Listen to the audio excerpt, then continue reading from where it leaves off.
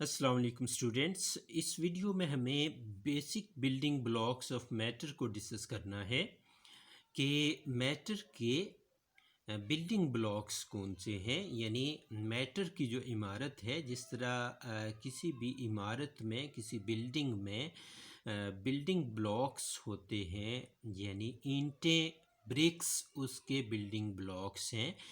इस तरह से जो मैटर की इमारत है उसके बिल्डिंग ब्लॉक्स कौन से होते हैं, उस वो किन छोटी छोटी चीज़ों से मिलकर बनी होती है। तो इसमें सबसे पहले अगर हम पुरानी बात करें तो एटम को बिल्डिंग ब्लॉक ऑफ मैटर समझा जाता था। इसी मुनासबत से एटम का नाम भी रखा गया था, जो ग्रीक वर्ड एटमोस से मिलकर बना हुआ है, जिसका मतलब है कि इनडिविजिबल, यानी जिसको मज़ीद सब डिवाइड नहीं किया जा सकता। लेकिन वक्त ने साबित किया कि एटम तो बेसिक बिल्डिंग ब्लॉक नहीं है, बल्कि एटम सब एटॉमिक पार्टिकल्स, जिसमें इलेक्ट्रॉन, प्रोटॉन और न्यूट्रॉन्स शामिल हैं, उनसे मिलकर बना हुआ है। यानी एटम बुनियादी तौर पर जो बेसिक बिल्डिंग ब्लॉक है उनमें शामिल नहीं है। और इसी चीज़ को फिर मज़ीद आगे मुख्तलिफ़ ब्रांचेस में डिवाइड किया गया, जिसमें से हम पार्टिकल्स को कैटेगराइज करते हैं सब एटॉमिक पार्टिकल्स। यानी एटम के अंदर जो मौजूद पार्टिकल्स हैं या उससे एटम से जो छोटे पार्टिकल्स हैं, उनको हमने 3 ग्रुप्स में डिवाइड किया। तो उसमें जो सबसे पहला शामिल है वो है फोटॉन्स। तो फोटॉन्स इलेक्ट्रोमैग्नेटिक रेडिएशंस की पार्टिकल नेचर हैं, यानी उनके पार्टिकल्स हैं। और दूसरी कैटेगरी लेप्टॉन्स की आती है और तीसरी कैटेगरी हेड्रॉन्स की आती है। तो फोटॉन्स से तो हम वाकिफ़ हो चुके हैं लास्ट चैप्टर में। तो यहाँ हमें ज़्यादा बात जो करना है वो लेप्टॉन्स की और हेड्रॉन्स की करनी है। और फिर फाइनली हमने देखना है कि एलिमेंट्री पार्टिकल्स बुनियादी तौर पर कौन से पार्टिकल्स हैं। तो क्या ये सारे सब एटॉमिक पार्टिकल्स एलिमेंट्री पार्टिकल्स कहे जा सकते हैं? एलिमेंट्री मतलब वो इब्तदाई, वो बुनियादी पार्टिकल्स जिनसे मिलकर मैटर बना हुआ होता है। तो ऐसा इसका आंसर है नहीं। सारे सब एटॉमिक पार्टिकल्स एलिमेंट्री पार्टिकल्स नहीं होते। और एलिमेंट्री पार्टिकल्स को अगर हम डिफ़ाइन करें तो हम इन्हें कहेंगे basic building blocks of matter. Basic building blocks of matter are called elementary particles. तो इसमें जो ऊपर हमने देखा, फोटॉन्स और लेप्टॉन्स तो एलिमेंट्री पार्टिकल्स होते हैं, लेकिन हेड्रॉन्स एलिमेंट्री पार्टिकल्स नहीं होते, बल्कि ये एलिमेंट्री पार्टिकल्स जिन्हें क्वार्क्स कहते हैं उनसे मिलकर बने होते हैं। तो यहाँ हमें इसकी डिटेल में भी जाना है थोड़ा सा। तो यहाँ हेड्रॉन्स को अगर हम एक और तरह से डिफ़ाइन करना चाहें तो हम इस तरह से करेंगे कि हेड्रॉन्स वो पार्टिकल्स हैं जो स्ट्रॉन्ग न्यूक्लियर फोर्स को एक्सपीरियंस करते हैं, जिनके दरमियान स्ट्रॉन्ग न्यूक्लियर फोर्स एक्ट करती है। तो इनकी एग्जांपल्स में प्रोटॉन्स शामिल हैं, न्यूट्रॉन्स शामिल हैं, मीज़ॉन्स शामिल हैं। तो इसी तरह से इसकी 2 कैटेगरीज़ हैं। इसको 2 कैटेगरीज़ में हेड्रॉन के जो एग्जांपल्स हैं, जो पार्टिकल्स हैं हेड्रॉन्स, उनको 2 कैटेगरीज़ में डिवाइड किया जाता है। तो एक को बेरियंस कहते हैं, और बेरियंस वो पार्टिकल्स हैं जिनका मैस प्रोटॉन्स से बड़ा होता है या प्रोटॉन्स के बराबर होता है। यानी हेड्रॉन्स की जो 2 कैटेगरीज हमने बनाई हैं, उनको प्रोटॉन को रेफरेंस बना के हमने उसकी 2 कैटेगरीज बनाई हैं। जो पार्टिकल्स प्रोटॉन्स के मैस के बराबर हैं या उससे बड़े हैं, उनको हम बेरियंस कहते हैं, जैसा कि न्यूट्रॉन उसकी एग्जांपल है।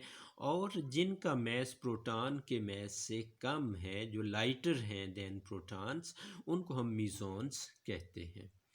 तो बहरहाल ये बात अपनी जगह है कि हेड्रॉन्स स्ट्रॉन्ग न्यूक्लियर फोर्स को एक्सपीरियंस करते हैं, बेरियंस, और ये मीज़ॉन्स उसकी कैटेगरी है। जबकि लेप्टॉन्स ऐसे पार्टिकल्स हैं जो स्ट्रॉन्ग न्यूक्लियर फोर्स को एक्सपीरियंस नहीं करते, जिनके दरमियान स्ट्रॉन्ग न्यूक्लियर फोर्स एक्ट नहीं करती। और इसकी एग्जांपल्स में शामिल हैं इलेक्ट्रॉन्स, म्यूऑन्स एंड न्यूट्रिनोस। यानी इलेक्ट्रॉन्स, म्यूऑन्स, न्यूट्रिनोस ये लेप्टॉन्स की एग्जांपल्स हैं।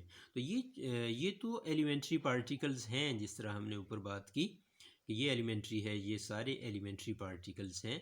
तो हेड्रॉन्स बज़ाते खुद एलिमेंट्री पार्टिकल्स नहीं हैं, ये मज़ीद एलिमेंट्री पार्टिकल्स से बने हुए हैं जिनको हम कॉक्स कहते हैं। और कॉक थ्योरी के मुताबिक, ये याद रहे, कॉक थ्योरी एम जेलमैन और जी वेग ने पेश की थी। और इस थ्योरी के मुताबिक कॉक्स बेसिक बिल्डिंग ब्लॉक्स हैं हेड्रॉन्स के, यानी जो हेड्रॉन्स हैं जिनमें मीज़ान्स और बेरियॉन्स शामिल हैं, वो कॉक्स से मिलकर बने हुए हैं, यानी कॉक्स उनके बेसिक बिल्डिंग ब्लॉक्स हैं। और किस तरह से बनते हैं, जिस तरह दो कैटेगरीज हमने देखी, एक मीज़ान्स देखे, मीज़ान्स एक कॉर्क और एक एंटी कॉर्क से मिलकर बने होते हैं, यानी pair of quark and anti quark makes mesons. और तीन कॉक्स बेरियन बनाते हैं, तीन कॉक मिलकर बेरियन बनाते हैं। और कॉक्स की जो प्रपोज्ड हैं, 6 कॉक्स प्रपोज्ड हैं। It is proposed that there are 6 quarks, types of quarks 6 होती हैं। Up, down, strange, charm, bottom and top उनके नाम हैं।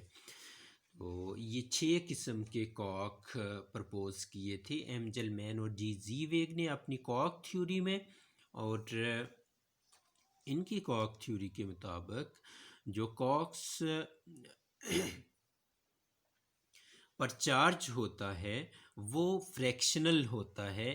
जो याद रहे कि कॉक्स का चार्ज जब हम डिफ़ाइन करते हैं तो उसको रेफरेंस बनाते हैं जो हमारा फेमस चार्ज है इलेक्ट्रॉन का चार्ज। तो इलेक्ट्रॉन के चार्ज का ये फ्रैक्शनल होते हैं, यानी 2/3 ऑफ इलेक्ट्रॉनिक चार्ज जिन पर चार्ज होता है, या 1/3 ऑफ इलेक्ट्रॉनिक चार्ज जिन पर चार्ज होता है। तो मज़ीद अगर बात करें तो हम इस तरह से करेंगे कि it is also propose that for every quark there is an anti quark. हर कॉर्क का एक एंटी कॉर्क भी मौजूद होता है जिनका मैस सेम होता है लेकिन चार्ज अपोजिट होता है। जो मेन कॉर्क है उसके, यानी एंटी कॉर्क का मैस तो कॉर्क के बराबर होगा लेकिन चार्ज कॉर्क के अपोजिट होगा। तो यहाँ टेबुलर फॉर्म में आपके सामने कॉक्स और एंटी कॉक्स उनकी सिंबल्स के साथ और उनके चार्ज के साथ दिए गए हैं कि अप चार्ज है और इसका चार्ज सामने लिखा है। इसी तरह से डाउन है, उसकी सिंबल है, उसका चार्ज है स्ट्रेन, चार्म, टॉप, बॉटम, ये सारे चार्ज भी लिखे हैं और उनकी सिंबल्स भी बनाई गई हैं। और इस टेबल में उनके जो एंटी कॉक्स हैं, एंटी कॉक्स को उनके सिंबल के ऊपर बार डाल के हम शो करते हैं।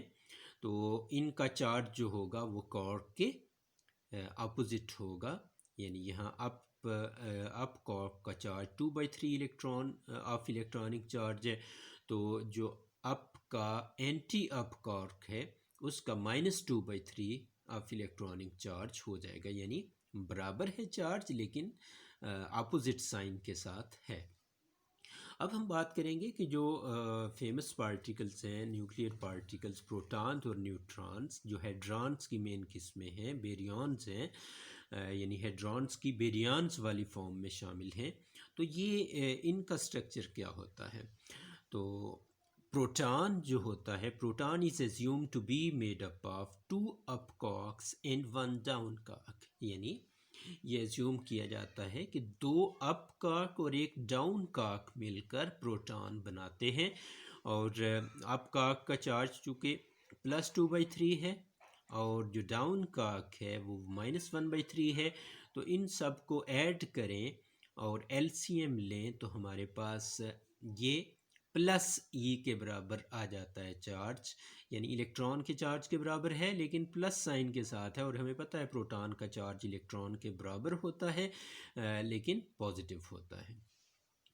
न्यूट्रॉन की बात करें तो neutron is assume to be made up of one up quark and two down quarks, यानी एक अप कार्क और दो डाउन कार्क से मिलकर एक न्यूट्रॉन बनता है, और अप कार्क का चार्ज 2/3 है और डाउन का -1/3 -1/3 है। तो इनका एलसीएम लें और इस को हम सॉल्व करें तो जो चार्ज निकलेगा वो ज़ीरो निकलेगा, और हमें पता है कि न्यूट्रॉन एक न्यूट्रल पार्टिकल है, इस पर चार्ज ज़ीरो है। तो इसकी अगर हम समरी करें, फाइनल वर्ड्स दें, तो हम इस तरह से बोलेंगे कि 6 किस्म के हमने कॉक्स पढ़े और 6 ही उनके एंटी कॉक्स हैं। तो इस तरह से hundreds of hadrons can be accounted for in terms of 6 quarks and their anti quarks, यानी उन कॉक्स और एंटी कॉक्स की कॉम्बिनेशन से सैकड़ों की तादाद में हेड्रॉन्स प्रपोज हुए हैं और उनमें से काफ़ी सारे डिस्कवर भी हुए हैं।